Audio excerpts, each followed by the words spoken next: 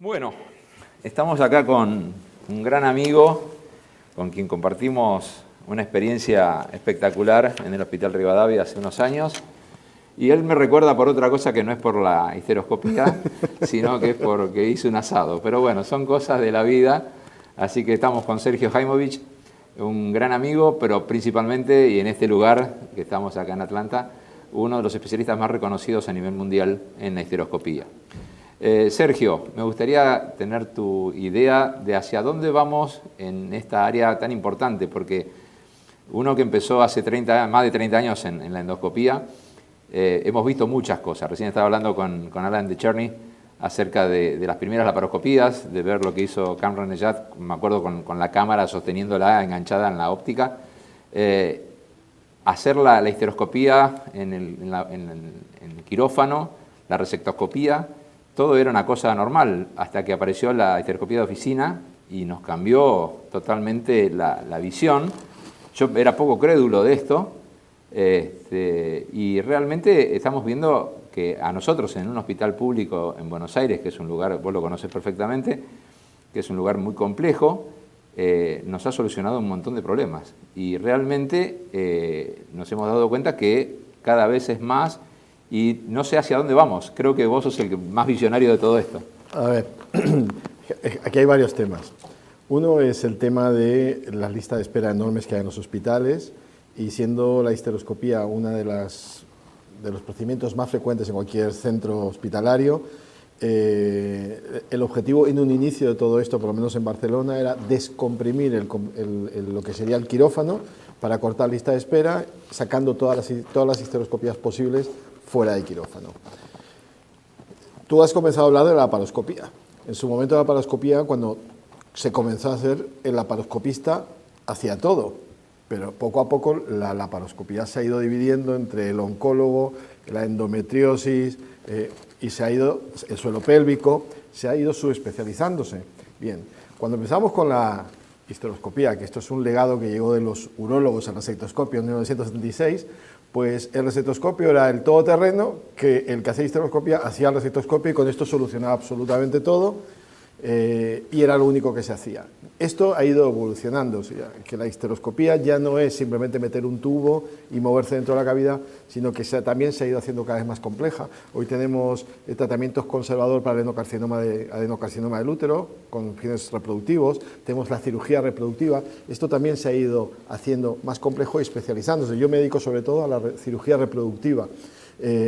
Luego la mayoría se dedican a la parte general básica, que es los pólipos, algún tipo de mioma, alguna adherencia, y luego se va haciendo más complejo. Yo soy de una generación donde nadie me enseñó. Hemos sido todos, tú también, autodidactas, hemos ido aprendiendo solos sobre la marcha. Hoy en día ya no es así. Hoy en día los residentes tienen la suerte de tener gente como nosotros que les está enseñando. La pregunta es, ¿qué podemos enseñar? O sea, tú no puedes enseñar a un residente a hacer una endometriosis profunda grado 4 por laparoscopia, porque esto requiere una curva de aprendizaje, son años de experiencia y no hay atajos. Lo que podemos enseñar, o yo puedo enseñar en mi campo, es lo básico. Yo puedo enseñarte a sacar un pólipo, un muy pequeño mioma, a lidiar con alguna adherencia, pero pasar de esto básico a complejo, un mioma de 5 centímetros profundo, un Asherman que no hay cavidad, que no tienes ningún punto de referencia, que es abrir una puerta y está la habitación llena de cemento y crear la habitación de cero, esto nadie te lo puede enseñar. Esto, cada uno tiene su curva de aprendizaje individual, su tiempo y es ir haciendo hasta llegar a aquello. Ninguno de nosotros somos los mismos cirujanos que hemos hace 10 años ni hace 15 años. Hemos ido evolucionando. También va a pasar en la curva de aprendizaje de los residentes. Y luego aparte está el tema reproductivo que requiere otro tipo de forma de mirar el útero, otro tipo de diferente forma de evaluación de un endometrio, pero bueno, esto todo se va dando con el tiempo. Y si tú miras la evolución del instrumental o los dispositivos de la cirugía de la cavidad uterina, y ahora lo estoy llamando cirugía de la cavidad uterina porque yo no me considero un histeroscopista, y hago un paréntesis para hablar de qué es la histeroscopia. Para mí la histeroscopia es como la cistoscopia del urólogo. Todos los urólogos saben hacer la cistoscopia. Es que sin pensar un urólogo que no se va a entrar en la vejiga y mirar la vejiga y entender lo que es la vejiga. Yo considero que la histeroscopia es un procedimiento diagnóstico que es por excelencia algo que tienen que saber hacer todos los ginecólogos, absolutamente todos. De la misma forma que hace 20 años o 30 años la ecografía, algo que sabían hacer solo algunos, y hoy en día el residente primer año ya está haciendo en urgencias ecografías, esto también va a pasar con la histeroscopia. Y otra cosa diferente es la cirugía de la cavidad uterina. Y la cirugía de la cavidad uterina ha evolucionado también porque se han ido desarrollando tecnologías, se han ido desarrollando diferentes fuentes de energía. Empezamos con la monopolar, luego vino la bipolar, que es la única evolución que hubo en el recetoscopio desde el año 1976, pero bueno, hemos empezado a recibir también el láser como otra energía alternativa, se han desarrollado dispositivos, se han haciendo cada vez más reducido en cuanto al diámetro. Teníamos el recetoscopio de 28, está el de 26 y ya tenemos un mini recetoscopio de 15, o sea que ya estamos reduciendo hasta el punto de que tienen 5 milímetros de diámetro, que es algo que se puede hacer de oficina y es un mini para todo el que sabe hacer la recetoscopía. Estamos teniendo también los dispositivos para extracción de tejidos, que son famosos morceladores, que cuando uno va a un congreso americano no ve uno o dos, ve cantidad de empresas que están dedicando a esto. Y esto ha llevado a una evolución curiosa en Estados Unidos. Hace 3 años, Linda Bradley, que es la directora médica de la AGL, me dijo una frase, esto fue en Denver, en el Congreso, me dice: la histeroscopía está muriéndose en Estados Unidos. Es una frase muy dura. Y yo me quedé muy pensativo. Y me fui a mirar donde estaban todas las empresas en la parte de exposición y veo que hay cantidad de empresas de los morceladores.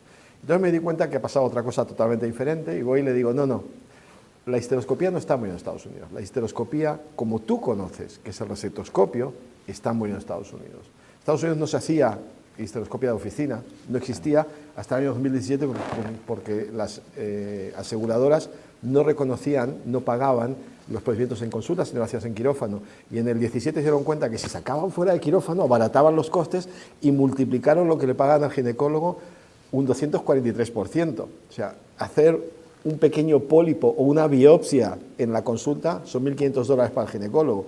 Claro, entonces se ha ido desarrollando esa parte. Y por otro lado, la recetoscopía, que requiere una habilidad creada de años de preparación, pues la gente considera mucho más fácil hacerlo con un tubito que te lo hace todo, que es el morcelador. Y por eso se está dejando de hacer la recetoscopía en Estados Unidos. En los países donde no hay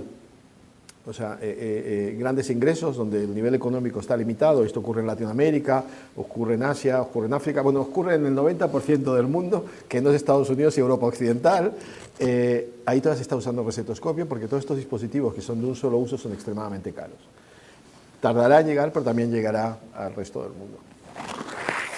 Siguiendo tu línea de pensamiento y que sos un especialista en la parte de medicina reproductiva, yo lo que voy viendo en el correr de los años es que cuando yo empecé, todos los que hacían medicina reproductiva eran laparoscopistas e histeroscopistas, y hoy los que hacen medicina reproductiva casi no saben lo que es la videolaparoscopía y la histeroscopía. Saben mucho de genética, saben mucho de biología molecular, saben mucho de embriones, y lo cual está bien porque obviamente como todo se va especializando, pero a veces nos quedamos con, como a veces nos pasa, que tenemos una interconsulta y nos llega un caso de que alguien no vio algo que era muy obvio. Y a veces hasta me ha pasado personalmente de casos de una endometritis, que es una causa de una falla reiterada en implantaciones de una paciente que había hecho tratamientos incluso en el exterior de Argentina, y que uno con una histeroscopía sencilla ve, biopsia y se soluciona. Entonces, eso por un lado, preguntarte cuál es tu visión de a dónde está apuntando hoy la medicina reproductiva, y por otro lado, en la terapéutica puntual de lo que hoy nos ocupa acá, que es la endometriosis y la adenomiosis, ¿qué terapéuticas vos considerás que son adecuadas? Hay un trabajo muy interesante de Hugh Taylor con Doné hace un año pasado, en julio del año pasado, que habla de los algoritmos con antagonistas para tratamientos pre o post cirugía, y quizás puede ser una opción en el espacio entre cirugías, entre recidivas de patologías o recidivas de sintomatología. Un poquito conocer un poco tu experiencia y tu... Separo los dos temas. Sí. En cuanto al tema de la cirugía reproductiva, yo en los últimos 7 años estuve ejerciendo en un país que es considerado el paraíso de la reproducción. Estaba ejerciendo en Israel. Ahora, en Israel, todo el tema de la in vitro está subvencionado ilimitadamente ilimitadamente hasta los 45 años y 2 hijos. O sea, da igual el número de ciclos. Y de los 45 a los 54 está subvencionado ilimitado la ovodonación hasta 2 hijos. O sea, es un sitio donde hay mucho acceso y es muy fácil recibir transferencias embrionarias. Y yo llego allí y de repente me estoy encontrando con mujeres con 10, 15, 20 transferencias embrionarias y 0 embarazos. Y entonces me empiezan a llegar. Y nadie les ha mirado nada más que el tema relacionado con el embrión. Pero el factor uterino se les pasa por alto porque les da igual. Y entonces, en los primeros 2 años ahí, operé más úteros dismórficos que en 10 años en Barcelona. Y el endometrio no lo miraba nadie. Entonces decidimos hacer en la unidad de reproducción donde estaba yo, vamos a mirar a todas aquellas parejas de esterilidad de origen desconocido, nada más que un 15% aproximadamente de las parejas, vamos a mirarle el endometrio. Y casi un 40% tenían endometritis crónica, que se trata, como tú sabes, y mejora los resultados tanto de implantación como de recién nacido. Bien, yo creo que dentro de lo que es el estudio de la paciente con problemas de fertilidad, es obligado realizar 2 pruebas. Una ecografía 3D para poder evaluar no solo la forma de ese útero, si tiene un septo, si es una T, no, también las dimensiones de este útero. Porque podemos tener un triángulo isósceles invertido perfecto, pero la distancia interósteo es inferior a 2 centímetros. No se va a quedar embarazada esa mujer y nadie lo mide. Entonces hay que entender lo que son las dimensiones de la cavidad uterina. Entonces esto, eco 3D. Y luego la única forma que tenemos hoy en día de poder evaluar no la cantidad de endometrio, el grosor, si es trilaminar, que esto lo hace la ecografía perfectamente, sino que la calidad del endometrio es la histeroscopía. La histeroscopía te permite entrar y evaluar, a ver si hay densidad glandular o no hay glándulas, que esto implica que no hay fertilidad, a ver si hay signos inflamatorios que podrían implicar una endometritis crónica. Ahora estamos haciendo la guía de la endometritis crónica en la Sociedad Española de Fertilidad y sobre 800, casi 900 artículos, estamos mirando cuál sería el gold estándar para poder diagnosticarlo y todo el mundo piensa en la inmunohistoquímica del CD138 y lo vamos a publicar porque el CD138 tiene una sensibilidad a especificidad no baja, extremadamente baja, comparado, por ejemplo, con la hematoxilina eosina, que era lo que se hacía antiguamente. Sí, es que es curioso, pero los estudios es que lo tenemos ahí, y comparado con la histeroscopía, que es bastante similar a la hematoxilina eosina. Entonces, el endometrio, la histeroscopia. Y ahora vamos a lo que me acabas de explicar, de decir tú, que es aquellas pacientes con endometriosis y adenomiosis. A ver, las pacientes con adenomiosis, y yo dejo de lado la endometriosis porque no me dedico a ello, pero las pacientes con adenomiosis no todas son tratables. Tú no puedes dedicarte a quitar el músculo entero de la pared posterior del útero porque hay quien opera esto, pero la mayoría no lo operamos porque es una cirugía muy agresiva. Cuando hay un adenomioma puedes retirarlo. Cuando hay quistes endometriósicos muy significativos, que son de 1 centímetro o más, pues los quitas. Yo lo que sí te puedo decir es que una cosa es operar para calidad de vida, entonces sí hay que continuar después con un tratamiento, como tú dices, hoy se está hablando mucho de los antagonistas para tener una buena calidad de vida posterior, pero puede ser antagonista, como puede ser el Mirena, el DIU que libera el Nemogestel, como puede ser gestágenos. El abanico de tratamiento lo tenemos. Y otra cosa son las pacientes de fertilidad. La paciente de fertilidad, una vez que la operas, porque tenía una adenomiosis y tú la operas,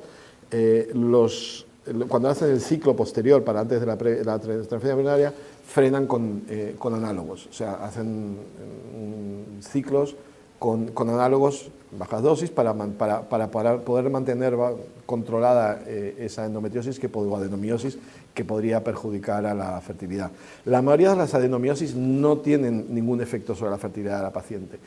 Te encuentras de tanto en tanto alguna severa que te da pena porque te encuentras con una cavidad uterina que casi no tiene endometrio, que lo que esos cráteres de haber destrozado la pared uterina por parte de la adenomiosis. En estos casos no hay nada que se pueda hacer.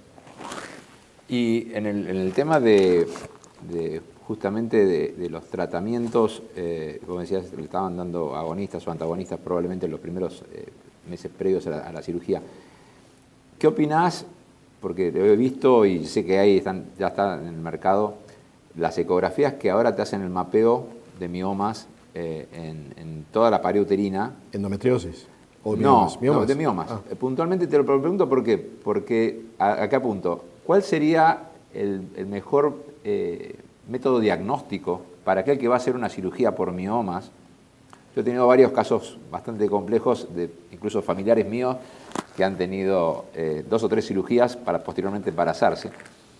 Y voy a esto que uno a veces no calcula o ve que hay 2 o 3 miomas o 4 y resulta que cuando empieza a sacar empiezan a salir más y más y más y más. Entonces, hoy la resonancia creo que es un método que nos permite bastante bien. Ahora veo las ecografías con este de mapeo que lo hace ya aplicando inteligencia artificial y entonces me empiezo a plantear si una cosa u otra o ambas cosas son necesarias para uno poder plantear mejor una cirugía. A ver, si tienes inteligencia y hay aparatos que disponen de inteligencia artificial, es que te van midiendo densidades, te miden más parámetros más allá de lo que ven simplemente por la imagen.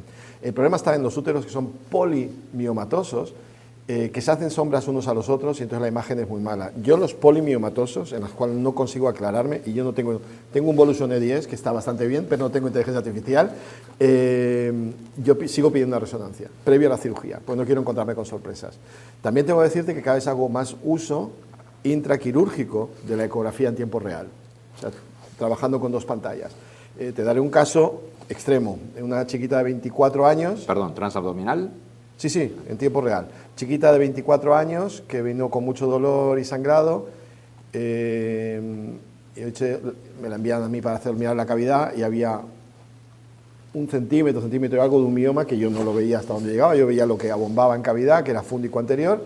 Le hacen la ecografía y tengo un mioma de 87 milímetros, 2,5. La chiquita no quería una operación, ella prefería hacerlo por abajo, y que por abajo no va a ser fácil, no sé cuántas veces lo tendremos que hacer.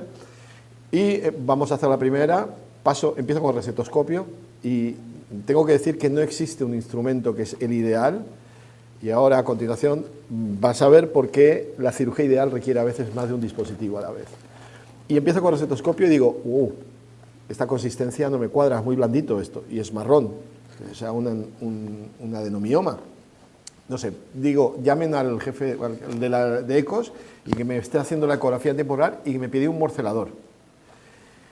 Mi problema con morcelador es que cuando entras en la pared no sabes si vas a morcelar intestino y entonces necesitas que te digan a qué distancia estás de la serosa. Y me metí con el morcelador poniendo la ventana de morcelación siempre girada hacia el mioma y empecé rotando y en una sesión bajé el 76% de la masa de ese mioma. Y en el segundo tiempo lo acabé.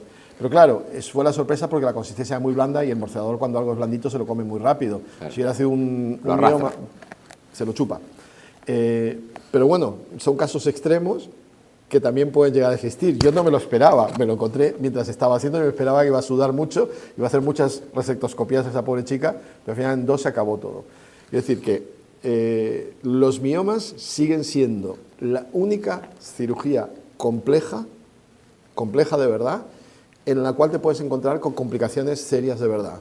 Entre ellas, yo creo que la que tenemos que tener mucho cuidado es la sobrecarga hídrica, porque tú empiezas ahí y es líquido y hay los trucos que uno tiene para poder evitarlo. El tema del sangrado, si trabajas con medios mecánicos, si trabajas con un medio de energía, es minoritario. Y yo creo que esta cirugía también tiene el riesgo de perforación más grande de todas las cirugías. Y yendo con el Asherman también podría ser. Pero sigue siendo la cirugía, creo yo, más compleja en quirófano que tenemos hoy en día. Sergio, muchísimas gracias. Fue realmente un placer esta charla. Bueno, yo disfruto hablando, así que no hay problema. Muchísimas gracias.